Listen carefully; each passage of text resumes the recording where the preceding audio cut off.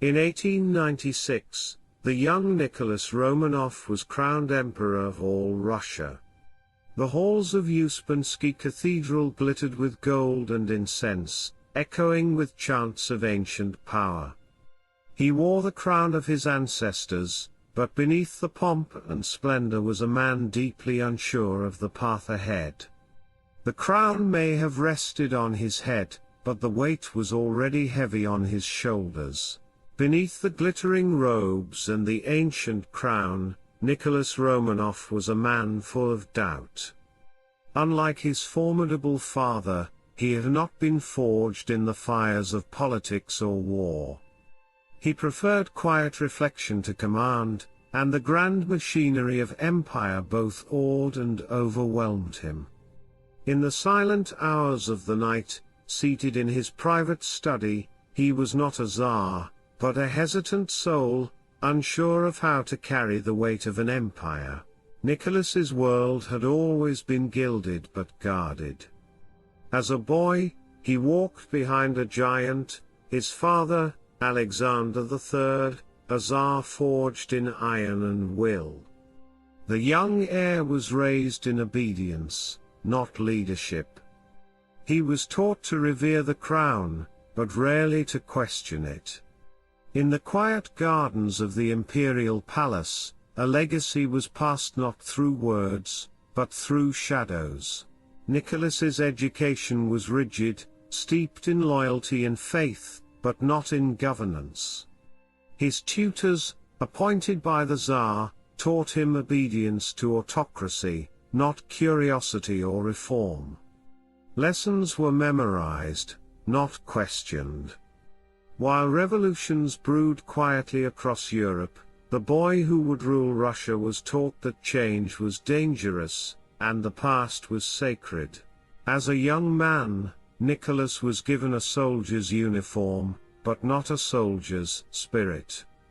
He trained with the imperial guards, learning drills and ranks, but his heart remained distant from war. He admired his father's strength, yet could never truly match it. Though he bore the armor of an empire, inside he remained a quiet, uncertain prince, molded by tradition, not shaped by choice. In public, Nicholas played the part of the emperor, gracious, poised, and regal. He hosted grand receptions, spoke words of tradition, and carried the burden of imperial form. But behind his carefully measured smile was a man still learning to wear the crown that history had not given him time to prepare for. In moments of solitude, Nicholas would walk the palace gardens, not as an emperor, but as a man burdened by history. Among the flowers and fountains, he searched for answers the court could not give. He ruled over a quarter of the earth, yet his world felt increasingly out of reach. From the outside, the Romanov court projected unity and splendor. Portraits were painted. Appearances kept. But within the marble halls, cracks quietly formed. For even as the empire looked on with reverence, the seeds of discontent had already taken root. The empire still paraded its glory, banners flew, cannons roared, and the Tsar passed through streets of admiration. But not every cheer was wholehearted. Not every eye was loyal. Beneath the splendor, something uneasy stirred. The palace still stood. The crown still gleamed. But the world was shifting beneath it. Nicholas ruled an empire of tradition in an age that no longer obeyed. The Romanovs had entered the 20th century, but they did not yet know it would be their last. In 1894, Nicholas married the love of his life, Princess Alix of Hesse, who took the name Alexandra Fyodorovna. Their bond was sincere, rare among royal unions. Yet even their wedding was shadowed by grief, as his father lay dying. With a new crown and a new bride, Nicholas stepped into a future both radiant and uncertain. Behind the palace walls, Nicholas and Alexandra shared a rare intimacy, bound not only by duty, but by genuine affection. In a world of arranged alliances, theirs was a love match. She called him Nicky. He called her Sonny. But while their hearts were intertwined, the burdens they would carry were far heavier than they could yet imagine. In the years that followed, the royal family grew. 4 daughters arrived: Olga, Tatiana, Maria, and Anastasia. Their home was filled with music, laughter, and the quiet joys of family. Alexandra adored them, Nicholas cherished them. But to the empire, they were not enough. Russia waited for a son. At last, in 1904, their prayers were answered. A son, Alexei Nikolaevich, was born to the Romanov dynasty. He was the heir to the empire, the future Tsar, and the symbol of hope for a nation steeped in tradition. Nicholas was overjoyed. Alexandra, radiant. But fate would soon reveal that this child carried more than royal blood. He carried a deadly secret. The joy of Alexei's birth soon gave way to fear. The heir to the Russian throne had hemophilia, a disease that turned the smallest bruise into a mortal threat. Alexandra was consumed with worry. Nicholas, devastated.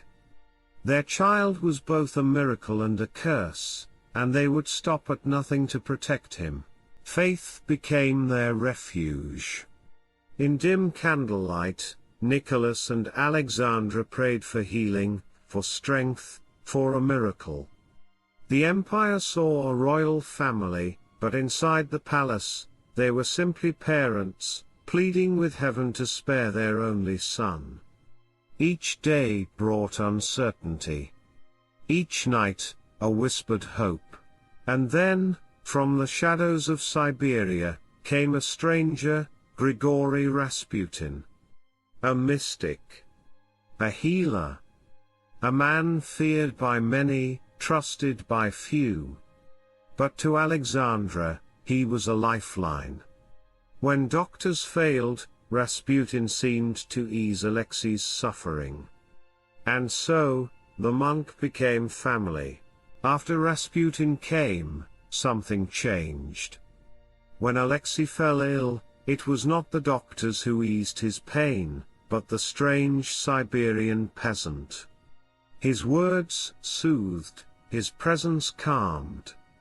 To Alexandra, it was divine intervention. To the court, it was dangerous. As Rasputin's influence grew, so did resentment. Ministers, nobles, even generals whispered of corruption and control. The mystic from Siberia had the ear of the empress, and many believed the empire itself was slipping into his hands. Trust within the palace began to rot from within. The Romanovs remained a family, bound by love, but wrapped in silence. Outside, the empire trembled. Inside, they clung to one another, unaware that history's tide had already turned. In the twilight of their golden world, the cracks had begun to show. But the fall had not yet come. In 1914, war erupted across Europe, and Russia marched into the storm. Nicholas believed the conflict would rally his people and strengthen the empire. But strategy was not his gift, and the front lines demanded more than loyalty. The Tsar became a soldier king, but Russia was not ready. The war brought no glory.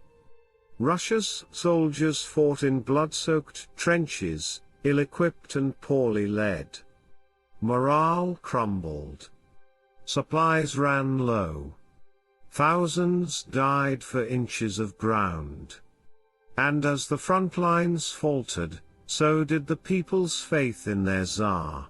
At home, the war brought hunger. In cities like Petrograd, food lines stretched for blocks. Mothers clutched children as rations grew scarce. Factories shut down. Strikes flared. The people who once cheered the Tsar now questioned whether he still cared at all. With Nicholas at the front, power slipped into Alexandra's hands. She trusted Rasputin above all, believing he alone could protect Alexei and Russia. Ministers were appointed, dismissed, or ignored. And while the Tsar fought on the battlefield, his palace was ruled by whispers. By 1917, Petrograd erupted.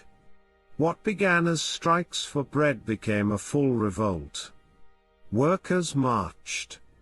Soldiers mutinied. Loyalty to the crown dissolved in the snow.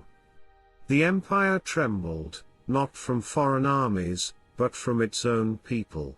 News from the capital reached the Tsar too late.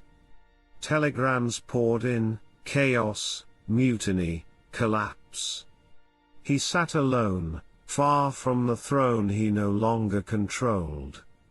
The soldier king had led his nation into war, but now he could not lead it out. On March 15, 1917, Nicholas II abdicated the throne. The empire that had lasted over 300 years was now without a Tsar. He signed the document quietly, without ceremony, and handed history its turning point. The autocrat had become a man, no longer ruler, only Romanov. Stripped of power, the Romanovs were placed under house arrest. Their world of palaces and parades was gone, replaced by silence, surveillance, and uncertainty. Yet in exile, they clung to routines, to faith, and to each other.